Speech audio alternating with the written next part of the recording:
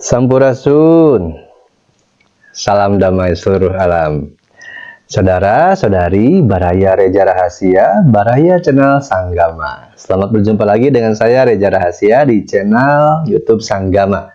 Untuk konten kali ini saya akan meneruskan pembahasan dengan versi yang terbaru saat ini mengenai kapitayan. Dulu di channel YouTube Reja Rahasia 4 atau 5 tahun yang lalu saya pernah membahas seorang kapitayan, gitu ya, seorang yang membawa ajaran kapitayan, dan malah saya menyebutkan bahwa kapitayan adalah agama asli Nusantara dahulu tuh seperti itu, dan itu merupakan suatu pengantar saya kepada ajaran nenek moyang kita tentang agama itu apa, pemahaman dari nenek moyang, lalu kapitayan secara utuh lengkapnya itu apa. Dulu ketika saya menjabarkan tentang kapitayan, itu adalah kapitayan yang tersebar di umum era Mataram Islam. Nah, kali ini saya akan melanjutkan pembahasan soal kapitayan dengan versi terbaru sesuai fase diri Reja Rahasia saat ini di channel YouTube Sanggama. Tapi sebelumnya, yang belum subscribe, silahkan subscribe dan nyalakan logo lonceng agar dapat notifikasi kalau saya ada konten terbaru yang muncul, ya. Dan setiap jam 8 malam ini diupload. Silakan subscribe, like, komen, dan share.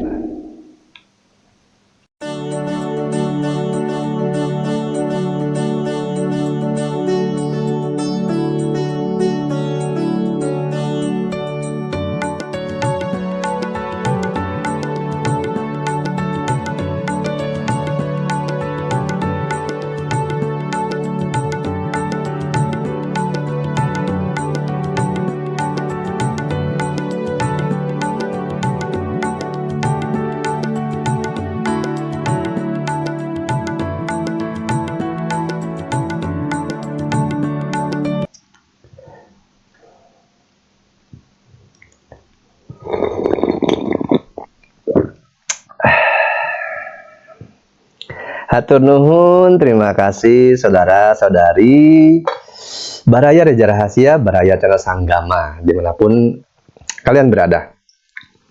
Kapitayan, ini setelah saya berhenti vakum membuat konten YouTube, ternyata sekarang sudah banyak ya di sosial media para YouTuber atau para spiritualis, apapun itu sebutannya, yang membahas soal kapitayan. Bahkan di TikTok sudah banyak sekali yang sudah menyatakan dirinya kapitayan, membentuk suatu kelompok, paguyuban, perkumpulan, dirinya adalah kapitayan. Dan itu juga bukan tanpa alasan landasan ya, karena aturan perundang-undangan sudah boleh menyatakan bahwa aliran kepercayaan bisa dicantumkan di KTP.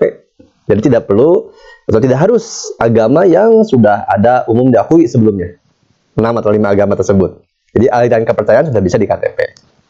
Nah, ketika berbicara kapitayan, sebenarnya kapitayan ini hadir dan ada itu juga karena labelisasi, karena penyebutan atau justifikasi orang-orang di luar kapitayan menyebutkan kelompok ini kapitayan. Kalau secara umum pitaya disebutnya percaya, seperti itu ya. Tapi orang kapitayan sejatinya dulu tidak pernah melabelisasi dirinya kapitayan, sama seperti ateis. Istilah ateis, orang ateis disebutkan karena orang lain yang menyebutkan ateis, karena berbeda pemahaman, keyakinan, dan cara berkehidupan dengan orang-orang beragama. Padahal yang ateis, faktanya lebih berketuhanan. Nah, kita fokus membahas ke kapitayan ya, secara esensial atau secara keutuhan.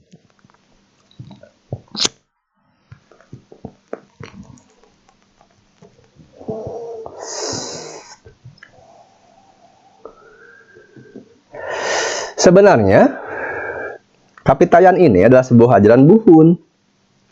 Itu asli dari Nusantara yang berkembang awalnya itu di Pulau Jawa. Dan kapitayan sebenarnya adalah sebuah ajaran buhun yang berpasangan. Artinya ketika berpasangan merupakan kesatuan, dan itu tidak terpisahkan.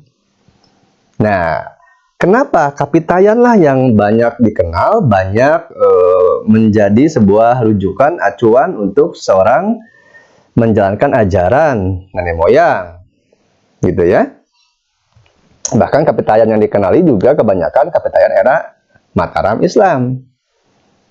belum Mataram kuno dan lain sebagainya. Karena ajaran Buhun Nusantara yang bermula di Pulau Jawa ini berpasangan. Ada Kapitayan dan pasangannya adalah Kauningaan. Kuningan gitu ya kalau di bahasanya. Tapi itu aslinya adalah Kapitayan dan Kauningaan. Nah, dua ajaran Buhun ini yang berpasangan itu sudah ada sejak sebelum Kerajaan Tarumanegara ada. Jauh sebelum itu sebetulnya. Nah, itu dibawanya atau disampaikannya oleh Resi Guru. Ada yang disebut Dangyang Taya. Nah, itu yang membawa atau menyebarkan secara tutur tinular atau dangyang atau dongeng cerita, tutur pisaur, sebutnya Dangyang Taya. Nah, kalau Kauningaan itu yang mengajarkannya adalah Dangyang Kuning. Jadi para guru ini menyampaikan ajaran supaya lebih terperinci bahwa ada Kapitayan, ada Kauningan, itu adalah merupakan pasangan pelengkap gitu ya. Nah, ini ada sebelum Tarumanegara, jauh sebelum Tarumanegara. Jadi akan mendapatkan isi ajaran yang terperinci untuk siswa-siswanya, karena pasangan guru adalah siswa bukan murid gitu ya. Maka adalah gitu ya, di tanah Jawa ini ajaran Dangyang Taya dan Dangyang Kuning gitu. Nah, Dangyang Taya, Dangyang Kuning ini apa sih ajarannya? Jadi sesungguhnya mah kalau ajaran Dangyang Taya itu ajarannya tentang kasuwungan, ketiadaan, kekosongan. Makanya tan kena kinaya ngapa, atau ada juga dalam segi kemanusiaannya tan kena kinaya ngira gitu, antara kaula dan gustinya manunggal, tan kena kinaya ngapa, tan kena kinaya ngira. Kalau Kauningaan atau Kuningan itu adalah pencerahan ajarannya, atau istilah zaman sekarang kesadaran.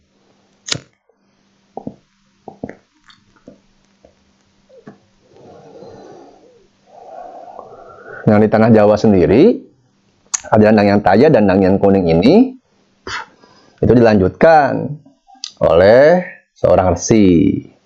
Resi ini namanya sudah cukup terkenal dan tidak asing di telinga kita ya, karena tercantum di literasi, yaitu Resi Ureti Kendayun. Nah, kalau Resi Ureti Kendayun ini itu adanya di Galuh, Jawa Barat gitu ya. Karena kalau bicara Galuh ada Galuh Purba, ada Galuh Daram, ada Galuh Luar. Nah, Galuh Luar itu sampai ke Jawa Tengah, Jawa Timur gitu ya. Karena Ureti Kendayun memiliki anak 3 sebenarnya mah ya. Nah, yang ada di sampai ke Jawa Tengah, Jawa Timur itu Pangkalan Mandi Minyak. Nah, kalau yang ada di Jawa Barat gitu ya, yang dari Galuh yang meneruskan, terutama itu ada di Gunung Galunggung, itu sama anaknya juga dari Ureti Kendayun, itu Rahyangta Sempak Wajah. Nah, oleh Rahyangta Sempak Wajah ini berkembanglah, akhirnya berkembang pesat gitu ya. Berkembang pesat itu di zaman siapa? Zaman Sang Resi Guru Demunawan gitu. Ini kalau dari literasi mah ya di Sawunggalah gitu, tahunnya 748 Masehi.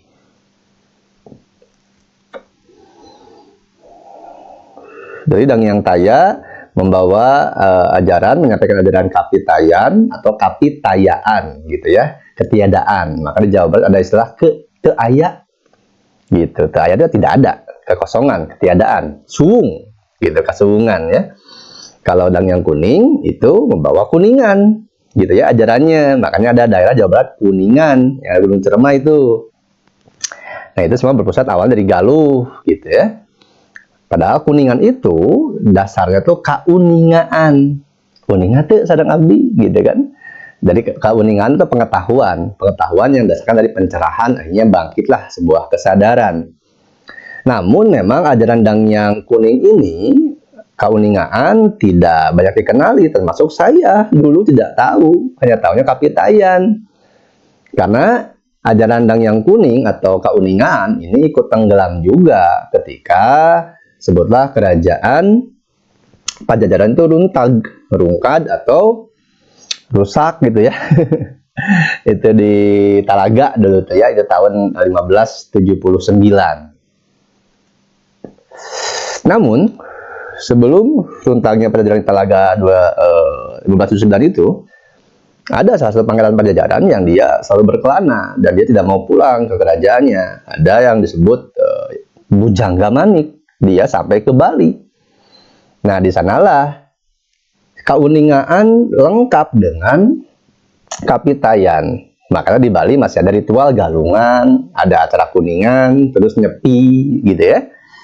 Galungan sendiri kan ada sebuah proses nyawiji, peleburan antara dualitas dualisme.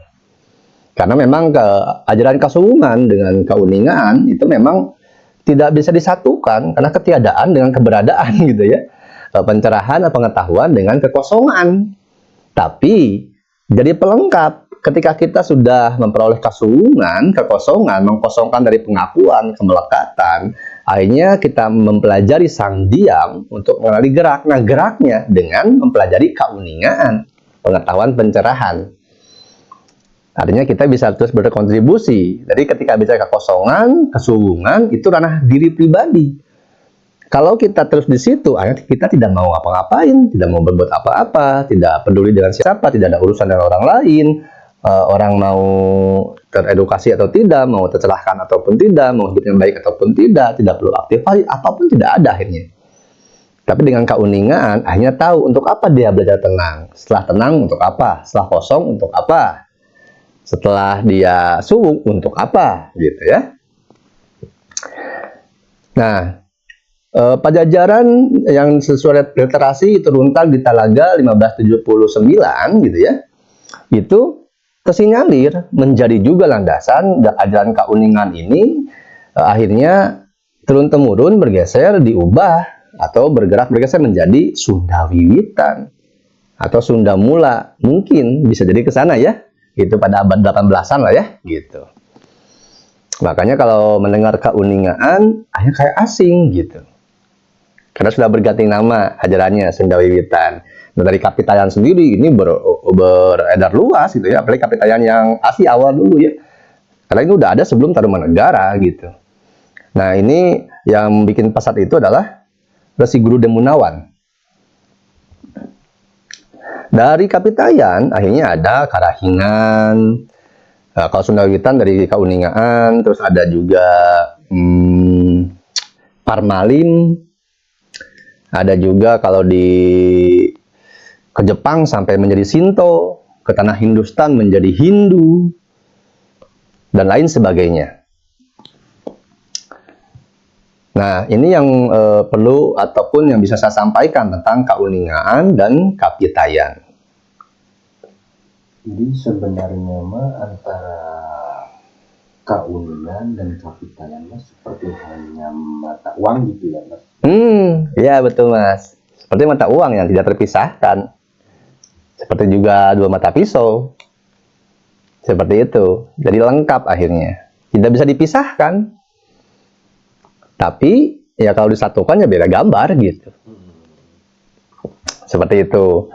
Maka banyak fenomenanya para pejalan spiritual gitu ya. Yang sebutnya dia mempelajari Kasuwungan, akhirnya dia tidak mau ngapa-ngapain. Banyak yang terjadi itu mas. Banyak kan? Akhirnya nggak peduli dengan, ya bahkan dengan sama keluarga pun nggak peduli. Iya. Karena tidak ada. Gitu. Betul, karena itu kosong. Tidak ada hubungan keluarga segala macam. Dan itu terjadi juga ke saya dulu. Gitu. Jadi ya udah gitu. Nggak di gunung, diem. Makanya selama menghilang selama 2 tahun lebih lah di channel YouTube ya karena itu, mendalami itu gitu kan.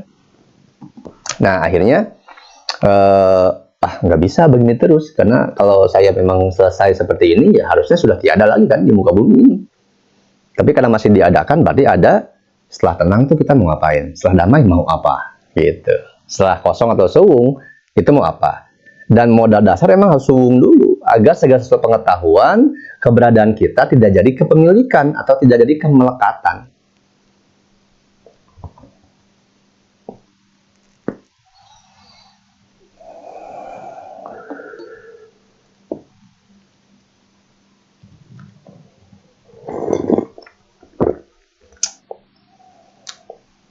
mau 15 menit. Ada lagi pertanyaan?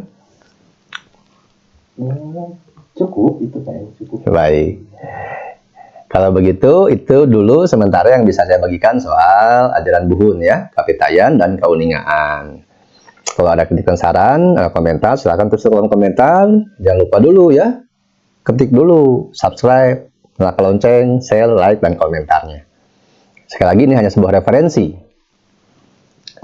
Kalau perlu dikaji, silakan kaji, silakan olah lagi. Ini hanya ngopi, olah pikir. Saya hanya menawarkan sebuah pendalaman, pengetahuan, penemuan dari rahasia. Selanjutnya, terserah saudara-saudari Baraya semua kembali. Sampai ketemu lagi di channel Sanggama bersama saya Raja Rahasia. Sampurasun. Salam damai seluruh alam.